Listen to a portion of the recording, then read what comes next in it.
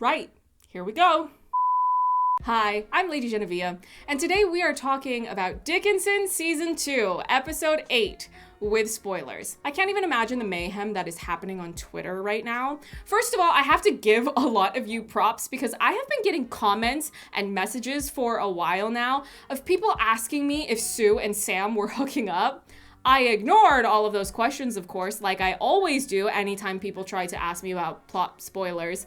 I don't know how many times I have to say it, but I will say it again. I will not spoil anything prematurely. But once things have been revealed, we are more than free to talk about them. It's actually quite impressive that so many of you seem to figure it out before it was revealed on the show. We will definitely get very deep into that point of discussion later in this review, but for now, I would like to go through the content a little bit more sequentially for the sake of organization. There is a lot to go through in this episode, so it will help me if I take that more organized approach. First, let's start with the more light-hearted content. Lavinia and Ship. These two made me laugh this episode, and I needed these laughs because life is hard. When Ship said, "You are gonna have to accept me for who I am, Lavinia," his pronunciation had me laughing out loud. The same goes for when Lavinia said, "We have to accept each other," and he just goes, "Nope." If that actor does not already have a comedic background, that would surprise me. Either way, he should definitely get hired for more comedic jobs because I was cracking up at the things that he was saying. I already knew Lavinia was funny, but this episode really solidified my impressions of him as a performer. They play off of each other so well. Like when he started rehearsing his breakup speech and Lavinia comes in and just goes, "Ship, we can all hear you in there talking to yourself." How do these two feel carrying the weight of all of the show's comedy? Just asking for science.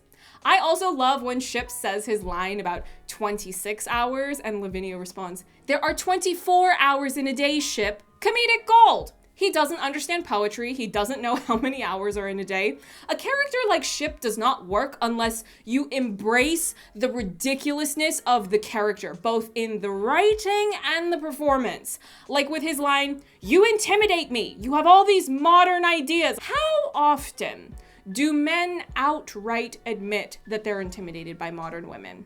I love this show. Anyway, moving over to Emily Dickinson, who has finally had her poem published. Yes. Congratulations, Emily. After all, the Springfield Republic has over 12,000 subscribers. Can't relate. This is a cause for a celebration. But oh wait, she has now turned invisible? Remember, I told all of you that this season was going to embrace that surreal artistic weirdness. Well, there you go. It's like the seance episode where you saw all of these supernatural things happening and they don't ever explain that. That's not the point of the episode. The same goes for this episode. Why is Emily invisible? There are probably a number of ways to interpret it, and I don't want to get too long-winded with throwing different theories around because there is so much else to discuss from this episode.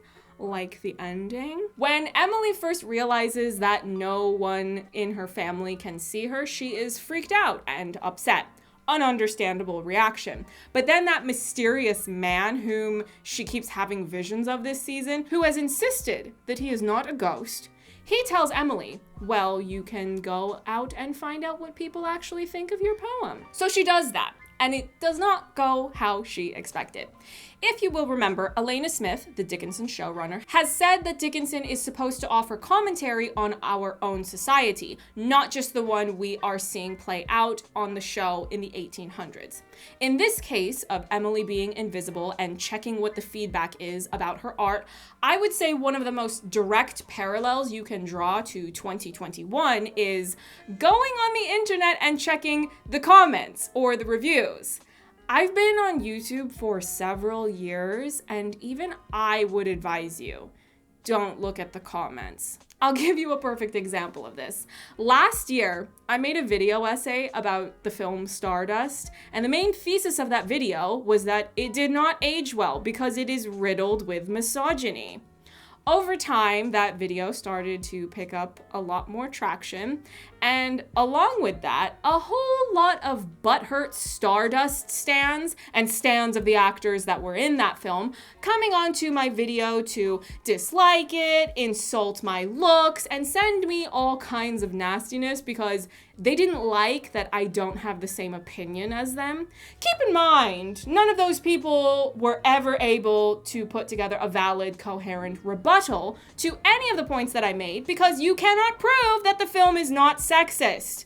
It is. Matthew Vaughn is a far better director than that film, as are the many brilliant performers in it. So what did I do? I just changed the comment settings so any new comments that get left go to a different folder. If I want to approve them, I can, but it prevents people from being able to bandwagon on each other's toxic behaviors. A lot of comment sections on the internet like to spiral into toxicity. Keep in mind, I am a small creator on the internet. The bigger you get as an artist, the more opinions are going to start coming in.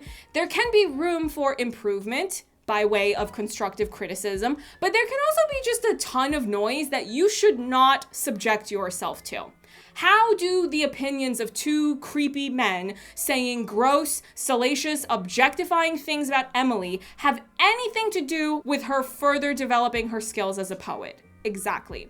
You shut that noise out and you keep doing you. There are other sources that Emily could learn from, but we'll talk more about that later. Fame can be ugly. Never check the comments. That's a bit of a hyperbolic sentiment, obviously, because as many of you know, I have been responding to comments on these reviews, but in general, I just think it's not a good idea. Another thing we saw in this episode is a return to Emily's fixation on death. She visited Ben's gravestone, and I appreciated that moment because I liked Ben, and we saw how much he meant to Emily during the short time that they had together. Emmy Sue stans, don't yell at me. I'm not saying that you should want her to be with him more than Sue. I am pointing out how this was someone that meant something to her. They had a connection, and unlike some of the other people in her life, there was never any point where he was anything but supportive of her being a poet. That was one of the first things that he learned about her. There has been so much conflict this season for Emily, emotionally and psychologically, specifically to do with her poetry. She's getting writer's block, she's struggling with the concept of fame, she has weird tension with her publisher. There's just a lot going on. Ben was never stressing her out like that to the point that she was struggling to create poetry. He never caused her to doubt what she wanted to do as a writer. As for Emily's not a ghost friend, I went back and was rewatching earlier episodes from the season, and if you go back to the end of episode 2, there is a point where you hear some noises that are feeding into his mystique.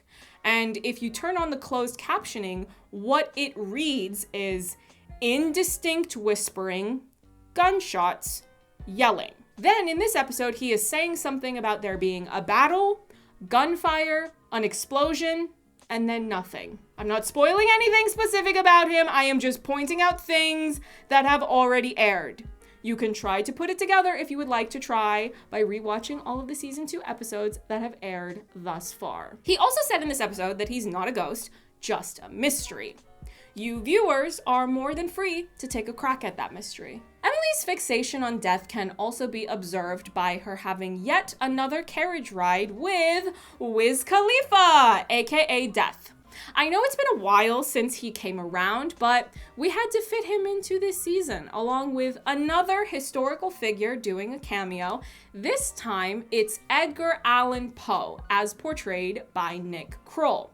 By the way, if you are not already familiar with Nick Kroll, just look up his thirst tweets video. Not because I'm telling you that you need to thirst after him, that's not why I'm recommending the video. The video is worth watching, in my opinion, because his comebacks to the tweets are really funny.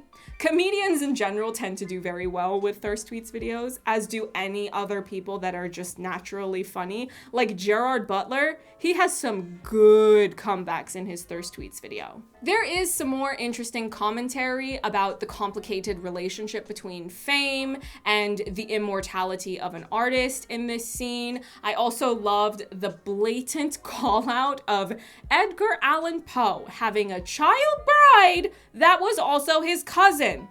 The caucasity. One of the lines that I really enjoyed from that carriage scene was when Edgar said, "The death of a beautiful woman is the most poetical topic in the world."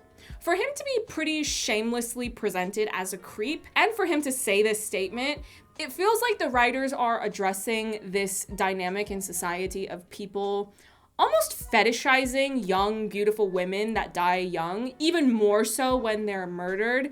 The Black Dahlia, Sharon Tate, or even if we're talking about women who didn't necessarily die violently through murder, Marilyn Monroe. Another example of this. It's a very strange phenomena. I don't really know what to make of it, especially since this isn't the main talking point of the episode and there's still a lot more for me to go through. I just wanted to make sure that I at least mentioned it as something that I found interesting. Let's switch gears a bit before we jump back into Emily's journey through this episode.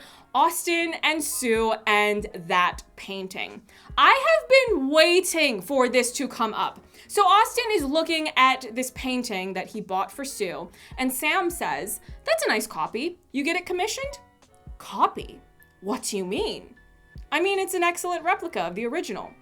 Austin is mortified, and he says, "I paid so much money for this." Go all the way back to episode 1 of this season. What does Austin do? He arrives home with a painting that Henry gets out of the carriage, and then he tells Henry, "Careful, you would not believe how much I spent on this." They told you right from the jump what was coming. You put all this value into materialism and enabled your wife's materialism as well. How is that working out for you? Also, in episode 3, there is a point where Ship is at Austin and Sue's place, and they're talking about what they want from life, and Austin is looking at the painting, and he makes a comment about how he and Sue are more than free to do different things. Sue can go to her parties, and Austin can, and I quote, "feel depressed about my bad taste in art." Sweetie, if you know you're not an art guy, maybe you should not be the one throwing big money at art pieces. You are not that guy. Know your role.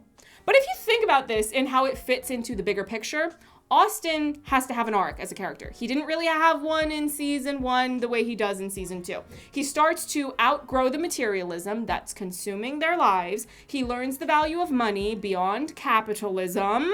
And he's starting to reflect more deeply about what he wants from life. This is also why you should not get married young, but that's besides the point. He is mortified that he was reckless with his spending to the point that the painting being a fake is just the breaking point. He cannot stand the lack of authenticity that surrounds him. So when Sue says, "Well, who cares if it's real as long as it looks good, right?"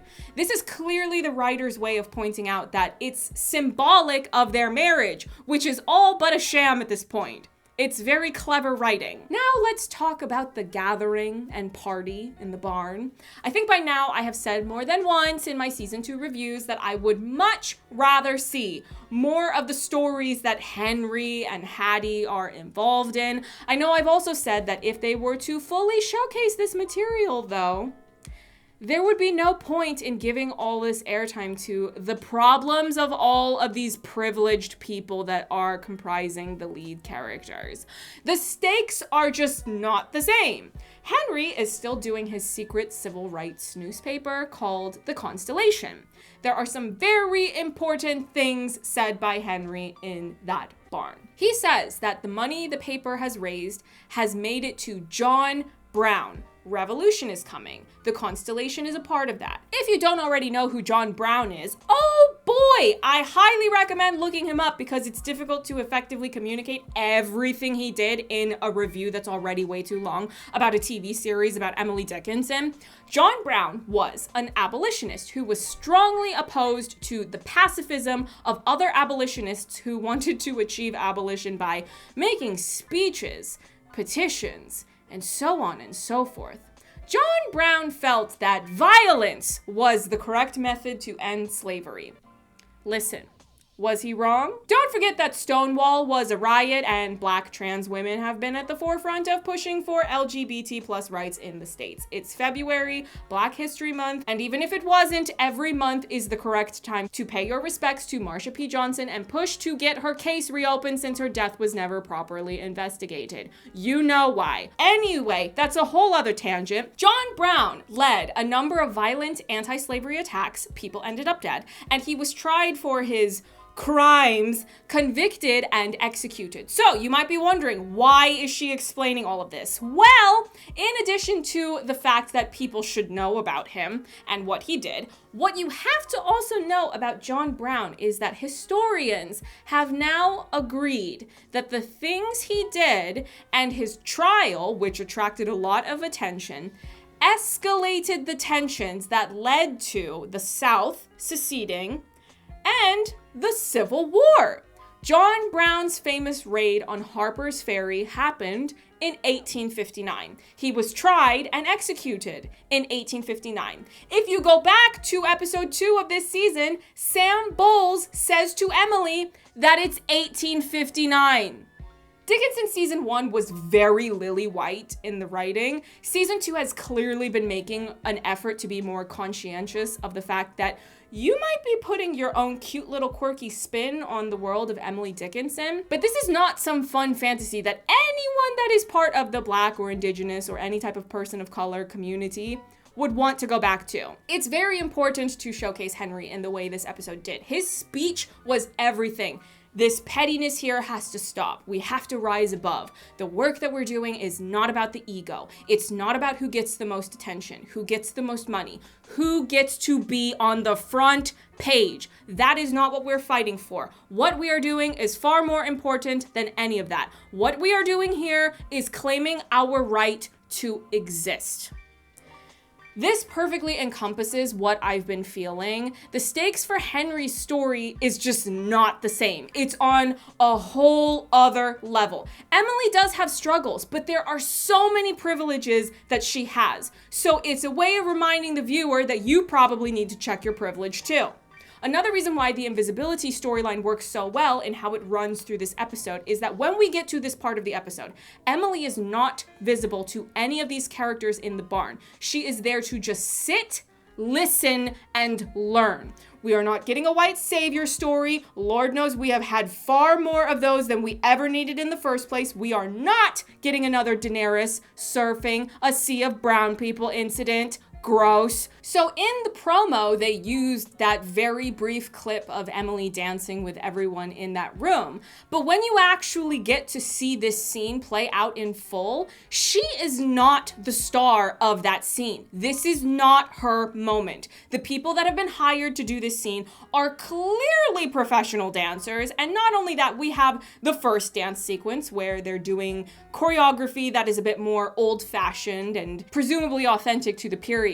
But when we come back to the party, they are serving ballroom. And I'm not talking about Strictly Come Dancing type of ballroom. I'm talking about the ballroom subculture that was started in New York City by African American and Latin American queer and drag communities. So when Emily is dancing with them, it is out of an appreciation for their artistry.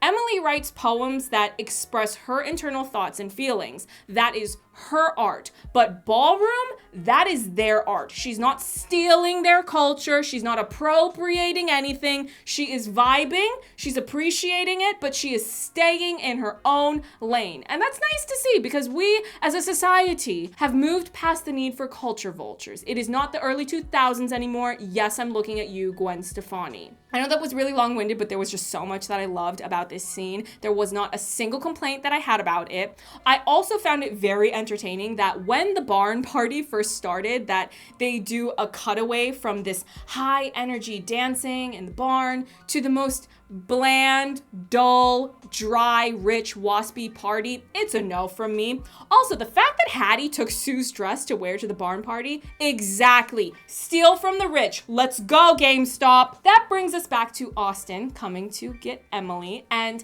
there's something to be said for the fact that he is the only one that is able to see her in this episode and communicate with her. Besides that mystery man, we're not talking about him right now. We already talked about him. I didn't really have the time to do a deeper analysis of this point and try to flesh it out as much as I might have liked to if it had happened in another episode, but I think that this is the culmination of a few things. I've already talked at length about Austin's arc in this episode and how it relates to his entire season. He has now hit a breaking point with his life and his marriage. He wants something real. He tells Emily, "You're the only thing in my life I'm proud of. All of these other people in town are either disapproving of Emily or misunderstanding her or her art, or they're messing with her head. We will get to it. Just give me a little bit longer." For better or worse, Emily has always been authentically herself when we talk about her personality. Even when she gets mixed up, that's real too. And it's really sweet to have this sibling bonding moment because I think it really shows that Austin is not just admiring her because she's a poet, especially now a famous published poet. He is admiring her authentic character and personality. She has a very strong personality. She is intense, passionate, over the top, and that is just who she is. And she's like that even if it gets her in trouble. We've seen that. Remember when she screamed at the science show she snuck into with Sue? She got too excited and she just couldn't help herself. It's nice to see these two have a really sweet moment like this. Anyway, I know I've done a lot of talking, but I wanted to make sure I gave the episode its flowers before we start digging into the ending. How is everyone feeling? Let's all take a moment to just breathe in and breathe out. Okay, now that the revelation has come, Sue and Sam are sleeping together. I can finally talk about this. I want to give some more context as to why I have personally had an issue with Sue this season and some of the things that she's done. I've shared some of my issues with her actions, but there has been a large portion of critiques that I have not been able to get into because they were connected to this specific reveal. I'm not going to air out my traumas on the internet. That's not something I'm comfortable doing. But in a very general sense, I have a real issue with people lying and manipulating and gaslighting you. People who will make a fool of you because they're being deceptive and they're twisting your head around. I am not presenting these critiques, by the way, to tell you that you are wrong if you feel emotionally invested in Emily and Sue as a romantic couple. You can feel any way you want about them as a couple. That's perfectly fine. That's not why I'm getting into this. I am only pointing these things out and explaining that this is something that happens to hit too close to home for me specifically as a viewer. The show spends the vast majority of screen time asking you to empathize with Emily's story, and a lot of what you see on the show is from her perspective.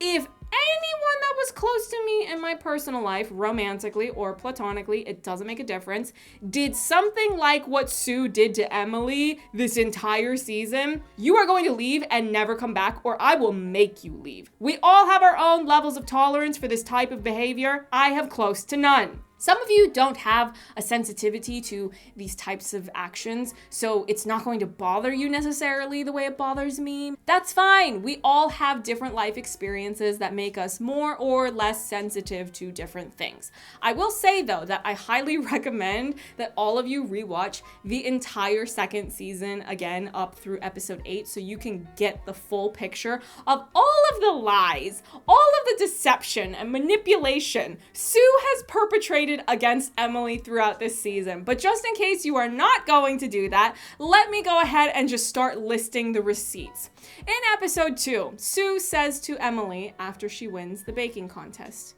"Congratulations, your name in the paper and everything." I just think it's a little absurd, don't you? That you'll be remembered as a baker, not a poet. It's manipulative. You are messing with her head to try to push her towards Sam. I don't like it. I don't like it. You already introduced them, and Emily said she was not interested in pursuing that professional relationship with him. That should be her choice. If she's not ready, she's not ready. Why are you pushing her? Maybe we'll find out in other episodes. I don't know. In episode 3, when Emily is telling Sue about her time with Sam, she says, "I went on a walk with Sam." Sue responds with, "I know, he told me." That was low-key, high-key, hinting at them spending time together, talking about Emily. Was that before or after the foreplay? So you two do chat with one another, but you couldn't be bothered to go talk to him when he was taking his sweet time to get around to publishing her poem like he said he would? She was suffering for weeks. Okay. Sue also says in this conversation with Emily, a man like Sam Bowles has the power to completely change your life. You should give him your poems now. Poems. More than one. Remember that sense of dread and panic we all had at the end of episode 7 when Emily gave Sam all of her poems? We were all screaming at the screen, no, no, no, no, no, no, no, Emily, don't do it. Well, as it turns out, Sue was already telling her to do exactly that all the way back in episode 3. And she knows intimately exactly what type of man Sam Bowles is. Moving on to episode 5, when Emily is at the party and learns about the reputation Sam has about potentially sleeping with the women writers he publishes. This is the first time she's hearing about any of this, so she asks Sue about it because Sue was the one that knew him before and introduced them in the first place. And she's also been the one pushing her to work with him. Emily says, I need to ask you about all these rumors. What rumors? People keep telling me Sam Bowles cheats on his wife. Well, that's not true. And Emily says, are you sure? Because the minute they heard he was publishing me, they just started to assume we were intimate. And this is when Sue gasps and says, that's the most insulting thing I've ever heard. He's publishing you because you are a genius. Is he though? The amount of lies and deception in this conversation, far too much. Sue tells Emily, listen, I know Sam, and I know Mary. Mary and I grew up together, remember? Emily says, yeah, you once told me she was the only friend you ever had before me. Huh? That's how you treat your friends, Sue? I would hate to know what you do to your enemies. I'm going to guess that some of you are wondering why I'm coming for Sue more than I am Sam. The reason is because Sam has been a complete stranger to Emily up until Sue brought him into her life and messed with her psychological well-being, messed with her ability to create her art. You can meet strangers anytime in your life that don't end up being great people. Now, them being a stranger does not justify any of the bad things that they may do to you, but there is something far more insidious about you having a close emotional intimacy with someone, and in this case also physical intimacy, and for that person to be the one lying to you, manipulating you, gaslighting you, we will get to that later. That is such a violation. If we go to episode 6, when Sam is telling Emily that her letter made them super uncomfortable and it's the reason Mary didn't come to the opera because the letter made her feel so violated. Admittedly, what Emily did was really embarrassing and messy and she should have never sent that letter. But do you know what is a hell of a lot more violating to Mary than writing an over-the-top letter raving about how great her husband is? Sleeping with her husband. Anyway, let's jump to episode 7 because I know this is ridiculously long-winded, but I'm trying to be thorough now that this reveal is out and I can finally talk about so many things that I have been holding back for the entire time that I have been reviewing this season. Emily pulls Sue aside at the spa because she feels terrible about what happened with Sam at the opera. She says, I ruined everything. I messed up. Now he hates me. And she also says that it's been weeks of him having this poem and just not publishing it for no reason, no explanation given whatsoever. So Sue is attempting to placate her. This anxiety you're experiencing, it's natural. You can see how distressed Emily is at this point. She is opening up about how she doesn't believe in herself anymore. She says that, and she outright calls Sue out about her being the one to pressure Emily into pursuing fame, and Emily listened to her. Why? Because she trusted her. I'm speaking directly into the mic. Sue is supposed to be her person. If you cannot even rely on your person to have your back, then what is the point? By the way, that's a Grey's Anatomy reference. I don't know if any of you caught that. Back when Christina Yang was on the show and I was actually invested in the material. Yeah, let me not go on that rant. I've done too many rants already. So Emily begs Sue, can you please say something because I feel like I'm losing my mind. Emily is not stupid. She has enough sense and is in touch with her instincts to know that something is not right here. But Sue is gaslighting her. Gaslighting is when you manipulate a person into questioning their own thoughts. Emily was right about absolutely everything she said to Sue at the spa. But what does Sue say? Emily, relax. If someone tells me to relax when I am venting about valid problems, absolutely not. Sue also says, you just need to trust him. If I hear one more manipulation or lie, I may throw something. Not my phone, I need that. Here, my hand cream, which I need because of all the hand washing, and it's also winter. Now that we've gone through all of that, I just want to reiterate to any of you that are still watching that I am not telling you that you cannot like Sue as a character. You absolutely can. I have said it many times, but I will say it again. Women characters do not have to always do the right thing in fiction. They do not always have to be likable in the traditional sense of the word. As viewers or consumers of works of fiction, we are also going to bring our own personalities, values, our life experiences to our viewing experiences. Some people can watch this season play out and say, people make mistakes. I want to forgive Sue. You are not wrong to feel that way. You can feel however you want to about this revelation in the story. I would, however, implore you to respect your own personal well-being in real life outside of a fictional story in a television series.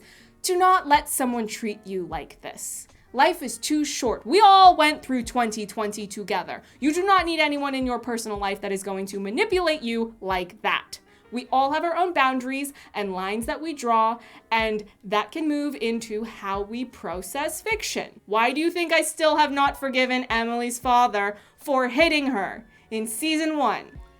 That fictional character could pass away on the show and I wouldn't feel a thing. Anyway, I know this video was really long. The floodgates are open. There is still a lot to go through in these last 2 episodes. Regardless of everything I have said in this review, don't make any assumptions about how I feel about where these characters will wrap up their season 2 arcs. I am only giving you my feedback of each episode as it airs. If you go back and watch my earlier reviews, I never once let it be known that my opinion of Sam was, ew, he's gross because he cheats on his wife. Because that would have been giving away opinions based on big reveals from later on in the show. Let me know your thoughts on this week's episode. I'm sure everyone has a lot of opinions to share. Also, stay tuned for my spoiler-free review of episode 9 that should be going up soon. Don't forget to like this video since that really helps me out with YouTube's algorithms.